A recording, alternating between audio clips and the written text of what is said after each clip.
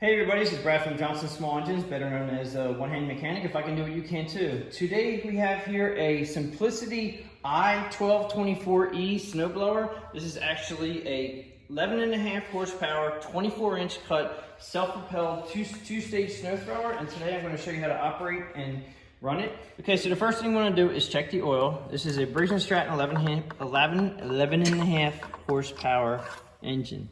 So you want to pull the dipstick out, and this one here has a little bar graph between the arrows, and we just changed the oil, so it's going to be very clean. You're going to screw it all the way in, and then unscrew it to check it. Pull it out, and this one here is right at the top level. It's a little hard to see, but it is. And then you have your gas tank here. Gas tank is here. You just want to make sure, if you can, non-ethanol fuel is the best.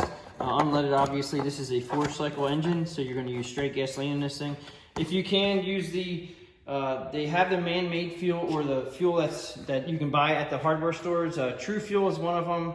There's a whole bunch of other ones out there on the market now. Aspen I started using, which is pretty good fuel. And you can buy that at the Home Depot or Lowe's or anywhere at your hardware stores. Just check into it online first. Since we're on this side, I'm going to show you that the electric starter is here, and they have a plug right here for it, and this is the button to start it. This is your pull cord for just manual pulling. And then you have a on and off switch here. And this one is a little tricky because you don't exactly know which way is on. I know everybody tells me in the comments on what these two are for, but all I know is if you put on next to it, then you're good to go. And then you know that the other side is off. All right, so we're gonna leave that on. We have the headlight up here, which is a nice feature if you're blowing snow at night.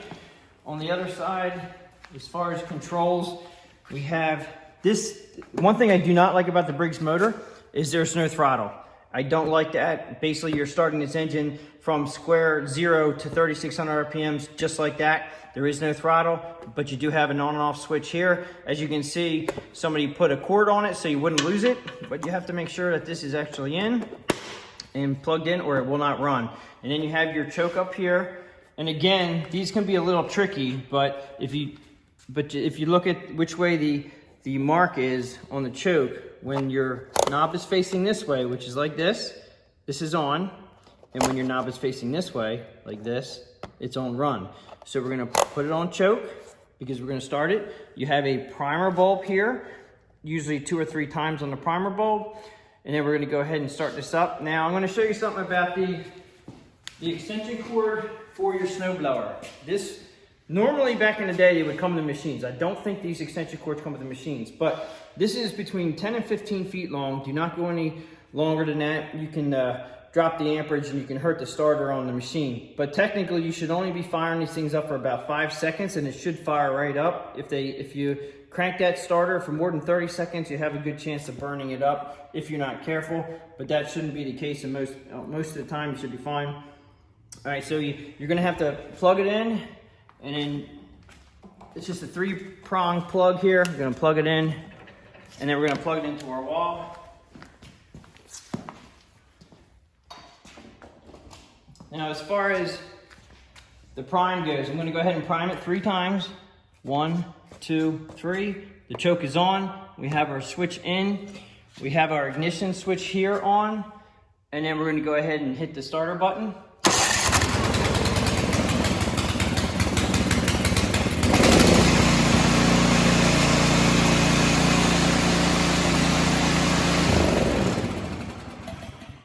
Turn it off by pulling your switch button out, or we're going to do this manually now. Now, after you start the machine, make sure you disconnect your electric cord and unplug it from your outlet. And then we're going to go ahead and do the pull cord. Now, the pull cord's there because if you're out in the field and you need to get gas, or you ran out of gas and you can't, obviously you're not going to take an extension cord out there.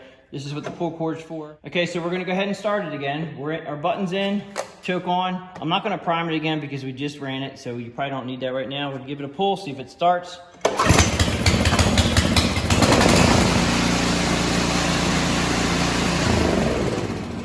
I just turned it off by the switch. So just remember that if you're trying to start this, you got to make sure your switch is in the on position, all right, when you go to start it. And you can just turn it off by that. Now back up to the handles up here. This one has your auger drive is on the right side, and your self-propelled drive is on the left side.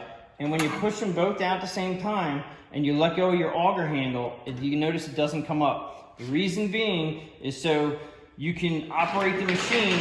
If you have to go forward or backward or up and down on your chute, I mean, just so you can operate the machine and your auger's still running.